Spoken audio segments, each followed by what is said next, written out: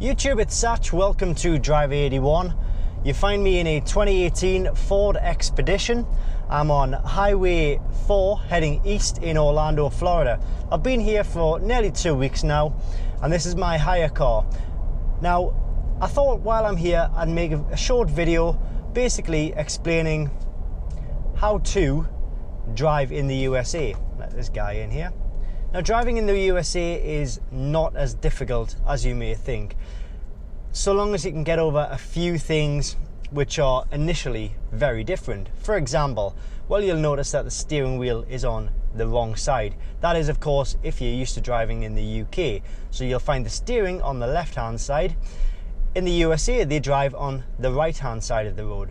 Now, once you can get your head around that and get used to that, everything else kind of just falls into place. But there are a few things that you do need to know about and be aware of to make your life just that little bit easier and to make the whole experience of driving in the USA just that little bit more pleasant. And there's only really about 5 or 6 steps that I'm going to run through. All very easy, very simple to understand. So let's get into it.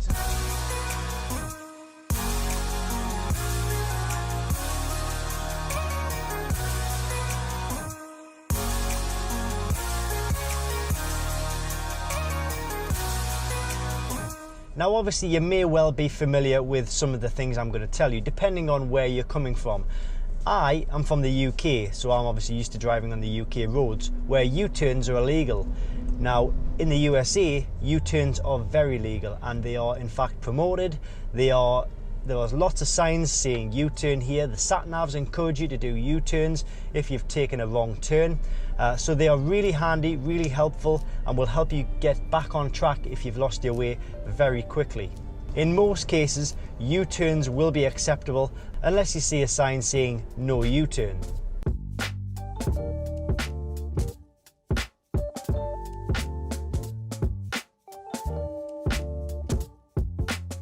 Okay, I'm in a bit of a heavy traffic situation right now. I'm going to turn right ahead, but everybody else seems to be turning left ahead. The left turn is for Universal Studios, Islands of Adventure, and the City Walk. That's why everybody's going that way. It's 10:05 in the morning, so all the tourists are going that way. In this type of traffic, you will see that you will get cut up like that, like nobody's business, like they don't even care. There's lots of traffic on the roads. The roads are really well built to be able to deal with the amount of traffic that's on the roads, but just appreciate that in busy times you will get cut up. Don't take it personally. You'll find that cars will undertake you, they will overtake you, and within an instant they'll be in front of you. It's just something that happens. So as I say, get in here. Don't be afraid to make last-minute maneuvers. Don't be afraid to make last-minute moves. So long as your coast is clear, check your blind spots. If you see a gap, go for it, because believe me, other people will go for it as well. So you will be cut up. Don't take it personally, and you will cut other people up as well. They won't take it personally. You might get beeped at, but don't worry about that, because beeping is something that is done like in the UK, we breathe. Americans just beep their horns. They'll beep their horns at absolutely anything.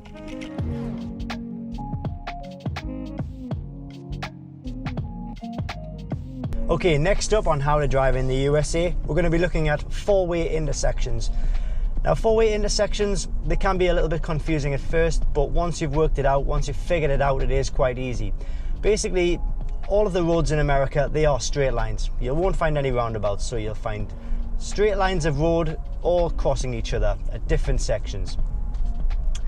And four-way intersections, the ones which are unregulated or uncontrolled by traffic lights, can be a little bit tricky. So basically what happens is, say for example, if 2, 3 or 4 cars are all coming in here at the intersection from different directions, every car needs to stop.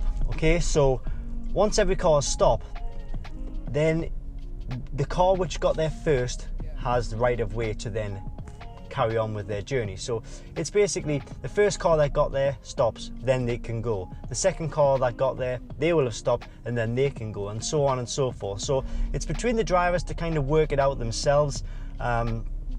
as to who can go first. Generally, you won't find any problem with that. All drivers, they know the system, they know how it works. All of these drivers have been driving here for a long time. So just go easy, don't try and jump the gun, and you won't have any problems with that. I need to get out, Kermit. Hey, Kermit, how do I get out of here? Where are the exits?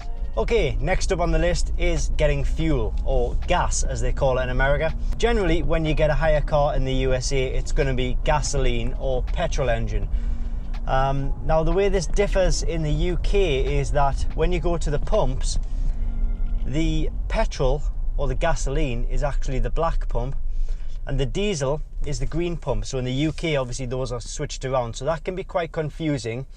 One other thing that you need to be aware of is that when you're getting fuel, you need to go into the petrol station first of all. If you're paying with cash, you need to go in, tell them what number that you're actually parked at. So say, for example, you're parked at number 4 and you want to put, say, $50 of fuel in. They will authorize that pump to distribute $50 of fuel.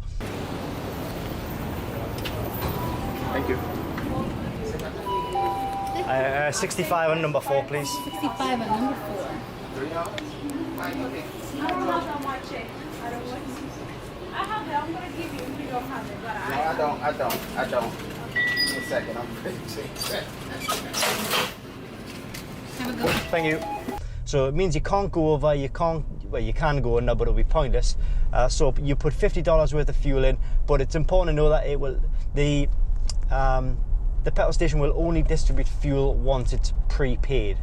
Now, a lot of the petrol stations, a lot of the bigger ones these days, they do have card machines. So it's basically like pay at the pump that you have in the UK.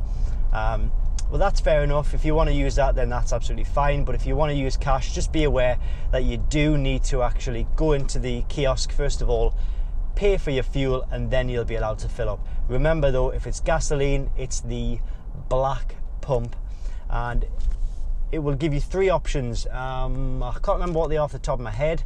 You may see them on screen now, but it's like something like regular, 80, 85, 87, 95, 98 or whatever. Different sort of octanes of fuel.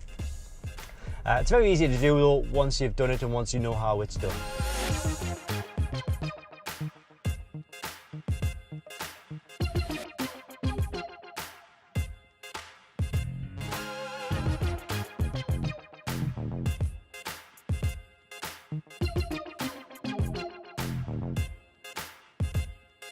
The next thing you need to be aware of is that you can, unless told otherwise, turn right on a red light.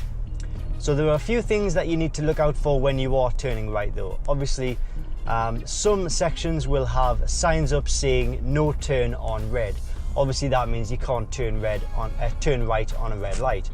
And also when you are turning right on a red light, just make sure that there are no pedestrians on the sidewalks, because although you're turning right, the street that you're turning onto might have pedestrians crossing at the zebra crossings that they have, and they will have right of way. So make sure they are finished crossing the road, then you can turn right on a red light. Obviously if there's no pedestrians there, feel free to turn right on a red light, providing there is no sign up. You'll see a sign where the traffic lights are saying no turn on red. But that's quite a good little feature of the road system here in America. You could never do that in the UK, and I do like that feature. And last up, we've done turning right, we're going to do turning left now.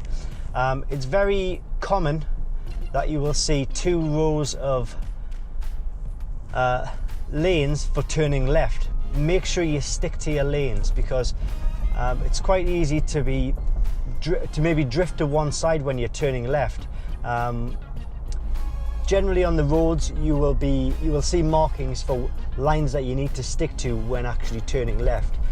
Sometimes there might just be 1 lane for left turns, other times there may be 2 lanes for left turns. So if you're turning left on a left lane, if you're turning left with 2 lanes, make sure you stick to your lane and follow that lane all the way around until you're onto the next straight bit of road. One final thing that I do want to mention is that when you're coming off the slip roads for motorways, you may well find beggars That's people with little pots asking for money. Don't be put off by that. If you do feel uneasy by that, just make sure your doors are locked. You're under no obligation to obviously give them any money, and I have actually gave them money in the past, and I've found that they've been very nice, very polite, very thankful, even for receiving $1. So if you are going to give them something, just maybe wind your window down a tiny bit, stick $1 out and give them $1. If not, then you don't even have to make eye contact with them. They shouldn't bug you. Obviously, I can't guarantee that because everyone's different, but generally they are generally quite thankful and very nice. But make sure your doors are locked, having said that, because you never know what somebody's going to do. And that's it. Those are pretty much the things that I've picked up while driving here. Everything else is straightforward. You're just driving in straight lines. The left-hand lanes are generally the fast lanes, which is what I'm in now, and I'm actually being undertook it, as you were. So if you want to stay in the slow lanes, keep to the right. If you want to be in the fast lanes, keep to the left. If you're turning left, keep to the left. If you're turning right, keep to the right. That's pretty basic stuff. Vista K, stayed there many years ago. Very nice place, Vista K on Universal Boulevard. So that's it. Yep, hope you've enjoyed this. Hope it has helped you if you are looking to be driving in the I was going to say the UK there, the USA anytime soon. If you have any questions, or no doubt there are things that I have missed, because obviously I'm not an expert in driving in the USA. As I say, these are just things that I've picked up as I've gone along the way. So thanks for watching. Please like, please subscribe, and I'll see you next time. As if I'm just driving along in National Drive and I've stumbled across a DeLorean. Ooh!